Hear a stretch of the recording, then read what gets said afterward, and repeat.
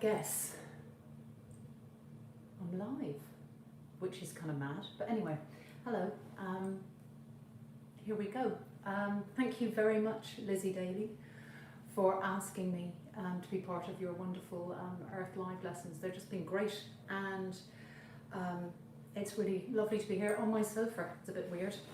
Anyway, it's fair to say I'm deeply uncomfortable about being on this side of a camera, and I'm going to talk rubbish for the next little bit about what I do, how I got to do it. Maybe a few moments will crop up along the way, and hopefully you'll ask some questions. I am Sophie Darlington. I'm a wildlife camera woman. I specialise in long lens, and I'm a wildlife filmmaker. And I've been doing this for about 30 years. And maybe I thought it would be useful if I explained what a long lens camera person did.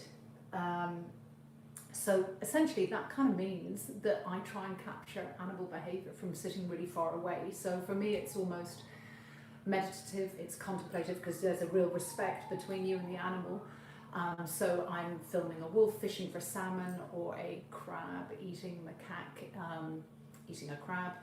What I want is for that animal to behave entirely naturally and not know I'm there. And there are many other types of camera people, from macro to gimbal specialists, and we all serve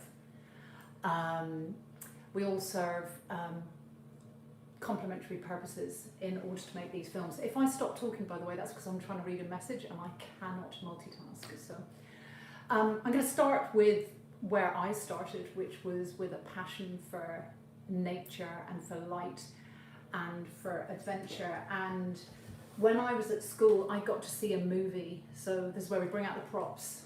Born Free, this book here, and in particular that picture there of Joy Adamson with Elsa.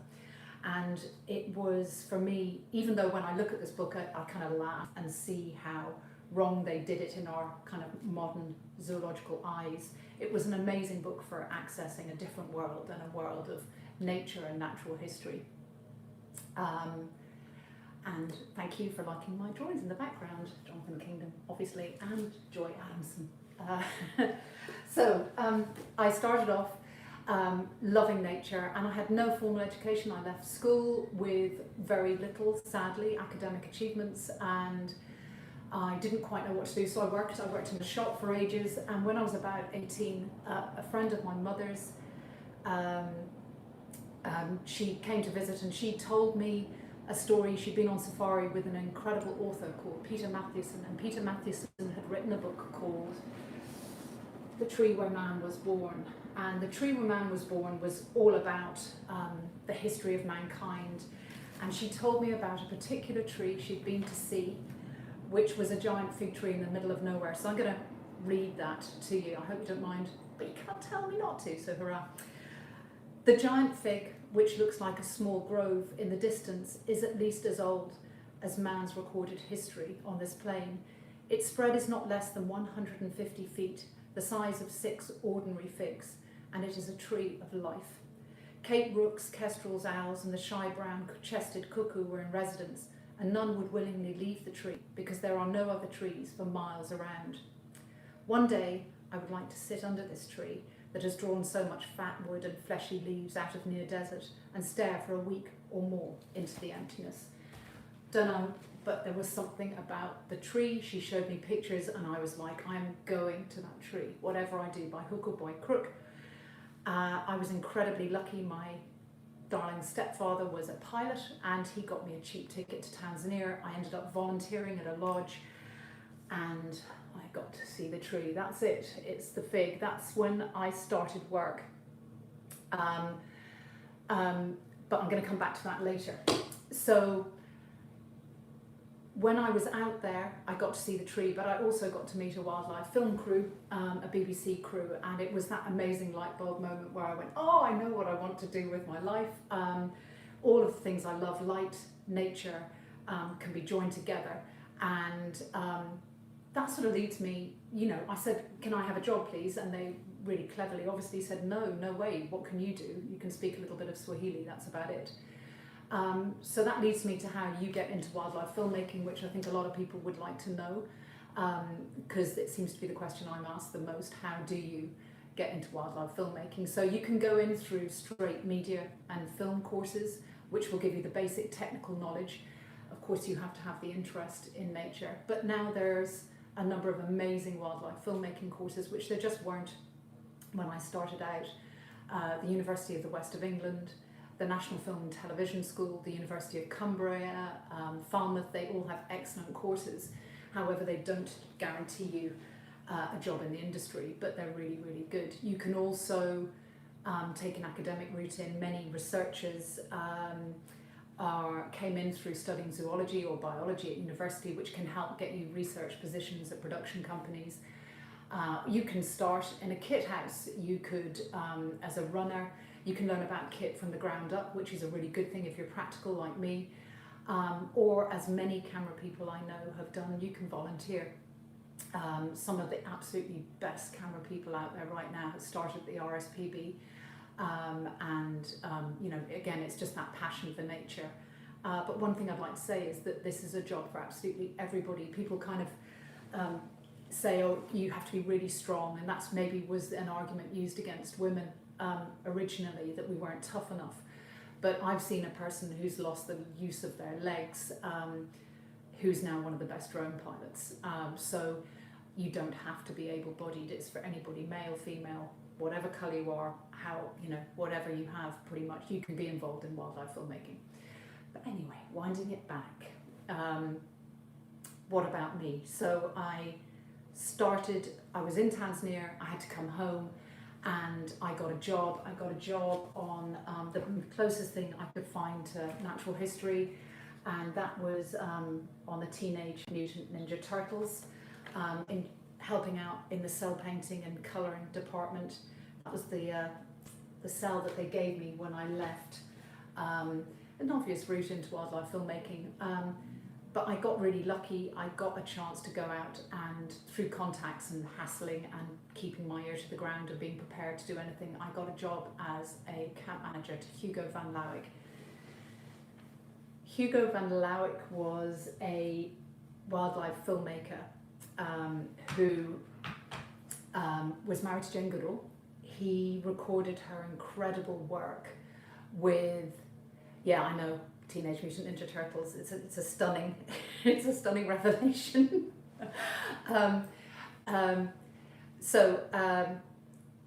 With Hugo, he was married to Jane Goodall.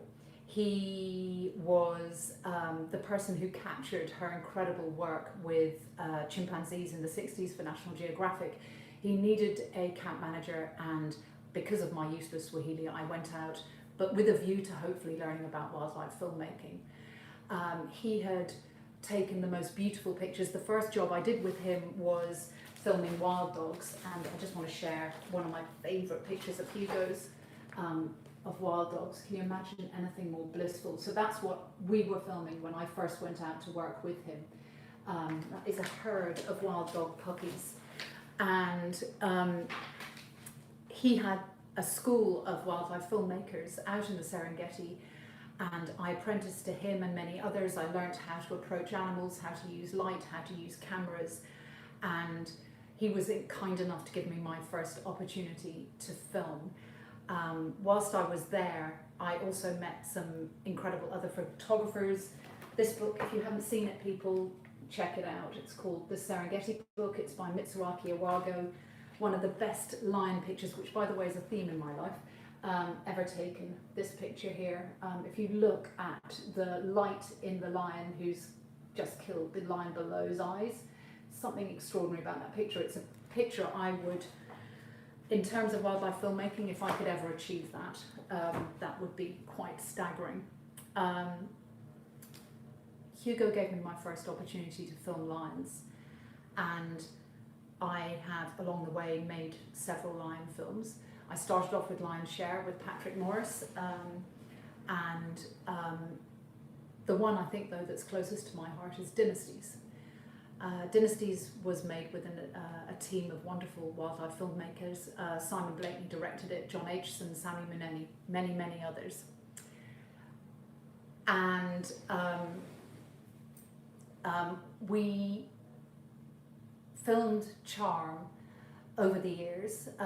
It was over a year and a half. We went out to the Masai Mara, and I was looking the other day on YouTube because I wanted to check out a clip, because we'd made one of the sequences that John and I had filmed together was lion and hyena, an interaction that we filmed early one morning. And I came out of camp, and there was one of our lions, Red, and he was being attacked by several hyenas. Now, I apologise to all hyenas, by the way, because they were very much portrayed as mean, and we are helping perpetuate that myth. But actually, they're really badasses. They're the most amazing animals out there. But I was on the YouTube, as we like to say, and I saw there's 46 million hits on this particular clip. So somebody's liking lions, which was really heartening to see, because we put our life into that film for that year. And I think people think that filming lions is easy, and it's not difficult, but it's not actually easy to film them in a different way. And we very much tried, John and I and Simon and the whole team, to kind of give people a new insight into lions, because people think lions are doing brilliantly, and they're doing great in comparison to many other animals, but they're actually now officially classified as vulnerable, and their numbers have plummeted by over 40% in the last 3 generations due to lack of living space and conflict with people, which was not what we set out to film on Dynasties, but what we ended up showing.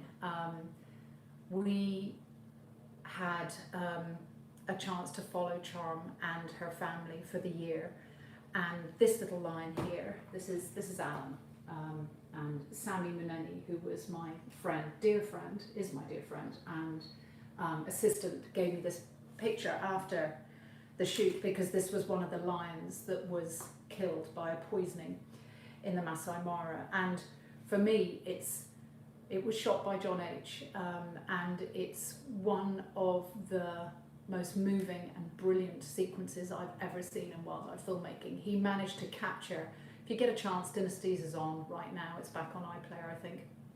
If you get a chance, have a look at it, because that moment, it is just the epitome of wildlife. If you want to learn how to make wildlife films, look at what John did there. And he used the light, but the way he told the story, going from Alan to Charm, the way she looked at him, it's absolutely heartbreaking. And for me, it's the epitome of wildlife filmmaking, and I'm really proud to have been involved in that film. Seeing if I can stop talking now, because I've been gibbering for at least 13 minutes. So yeah, I'm going to see if there's any questions. I'm hoping there's a question. Lizzie, are there any questions?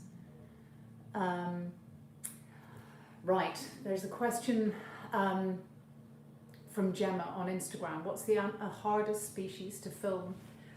The hardest species to film,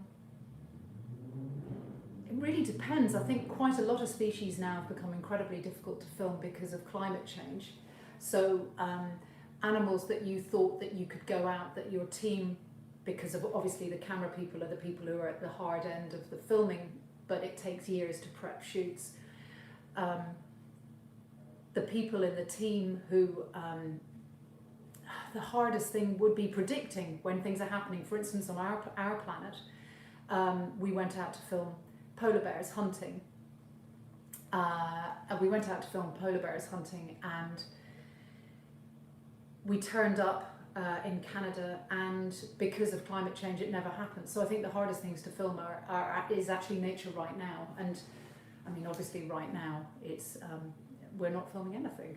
We're all thinking about how we can film in the future, and we're trying to work out how we can go forward. I'm working currently on an amazing project that I'm really proud of, called Queens. Queens is a series for National Geographic. It'll be out in 2023, hopefully. It's about female power in nature, and it's going to be an amazing series, but one of the main objectives is to mentor and to raise diversity within our industry. And now, because of what's going on in the world, we're actually really faced with that. And it's really interesting because we're having to look at things like remote mentoring, which is exciting because it's going to fast forward our world and hopefully get people in the countries where the animals are filming quicker and up to speed. Lizzie also asked us to mention science, and I don't know if you guys have heard of something called the STEMets. So I'm just reading a question, told you I couldn't multitask. What were there things that you couldn't film show? I'm going to talk about STEMets and I'll come back to that. I just want to talk about STEMets, which is www.stemets.org, which is an amazing award-winning social initiative dedicated to inspiring and promoting the next generation of young women in the STEM sectors.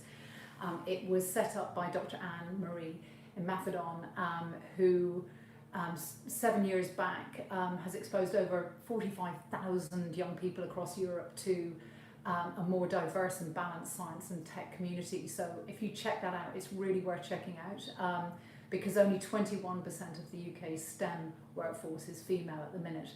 So they're working towards proportional representation, and they're sort of showing that it's fun for girls to do science, technology, engineering, maths, all the things that we're sort of, we should all be doing, you know, more diversity, the better it is. So what is the best way we encourage government to better protect nature and wildlife? Scream, shout, really make your voices heard, I think.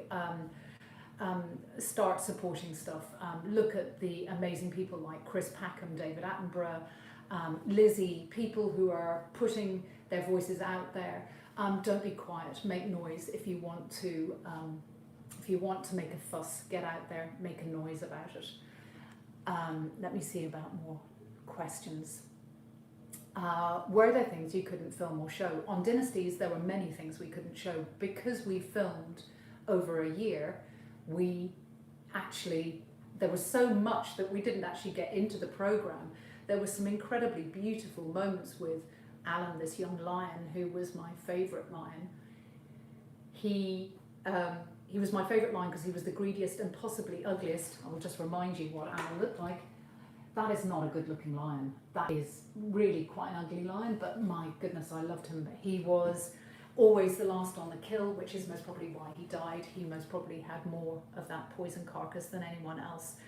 But he was hysterically funny. He was clumsy, and without wanting to anthropomorphise too deeply, he reminded me a little bit of my teenage son, my son, who is not clumsy or greedy, but just that teenage thing is genius. So there were many things that we couldn't show, which is a real shame. What else? The hardest species we've done. What was it like to follow the lion families and dynasties, and how did you get into wildlife filmmaking? I think I've covered that, which is really, really good. Other things you can watch right now on YouTube that might be good. Our Planet is on for free. I worked on that for a couple of years with an amazing team of people at Silverback. Penguins is on Disney Plus if you want a laugh. It's a really light-hearted but beautifully made film by Jeff Wilson. And thank you, Bertie Gregory, for watching. That's very kind. You're much better at this than me. So yeah, Penguins is on. There's some incredible content on right now, which is a real joy. And I hope we can all use this lockdown period to just, what I'm doing is I'm just sitting back and appreciating the small things, and appreciating a robin sitting on my roof. I'm in London. I'm accessing all of London's parks, the ones I can get to at the minute, and valuing them more than ever. So I think that's sort of my thing, is to if you can just appreciate nature but shout about it. And I'm going to stop talking now. And thank you all so much for coming along. And thanks, Lizzie. Bye.